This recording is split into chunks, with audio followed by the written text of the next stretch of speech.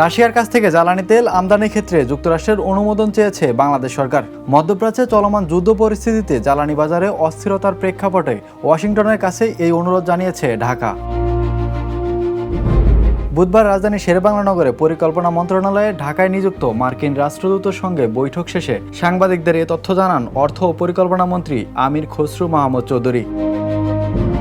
মন্ত্রী বলেন, মধ্যপ্রাচ্যে সংঘাতের কারণে জ্বালানি সরবরাহে যে অনিশ্চয়তা তৈরি হয়েছে তা বাংলাদেশের অর্থনীতির ওপর চাপ তৈরি করতে পারে। তাই যুক্তরাষ্ট্র ভারতকে যেমন রাশিয়ার তেল আমদানিতে সাময়িক ছাড় দিয়েছে, বাংলাদেশও তেমনই সুযোগ প্রত্যাশা করছে। তিনি বলেন, আমরা যুক্তরাষ্ট্রকে বলছি, বাংলাদেশকে যদি একই সুযোগ দেওয়া হয় তাহলে তা আমাদের অর্থনীতির জন্য বড় সহায়তা হবে।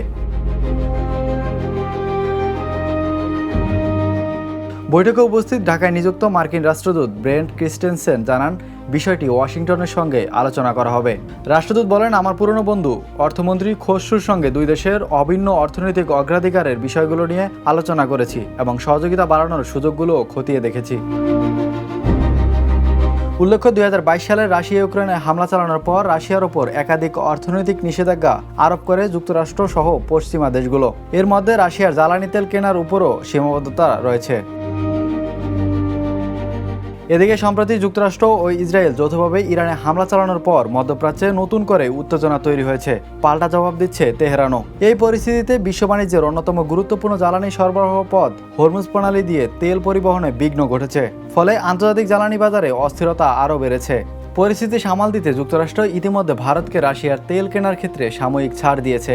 এর আওতায় সমুদ্রে আটকে থাকা রাশিয়ার তেল কিনতে পারছে দেশটি।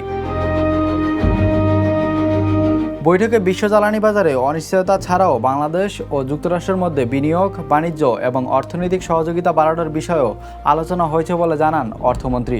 তিনি বলেন, যুক্তরাষ্ট্রের সঙ্গে কোনো সম্ভাব্য বাণিজ্য চুক্তি নিয়ে এখনও চূড়ান্ত সিদ্ধান্ত হয়নি, তবে বাংলাদেশের সর্বোচ্চ স্বার্থ বিবেচনায় সরকার বিষয়টি পর্যালোচনা করছে। মধ্যপ্রাচ্যের সংকট দীর্ঘায়িত হলে সম্ভাব্য পরিস্থিতি মোকাবিলায় সরকার বিভিন্ন পরিকল্পনা তৈরি করছে বলেও জানিয়েছেন তিনি। মন্ত্রী বলেন, সংঘাত স্বল্পমেয়াদী, মধ্যমেয়াদী না দীর্ঘমেয়াদী হবে, সব ধরনের পরিস্থিতি বিবেচনা নিয়েই আমরা প্রস্তুতি নিচ্ছি। Imran Hossain, the news.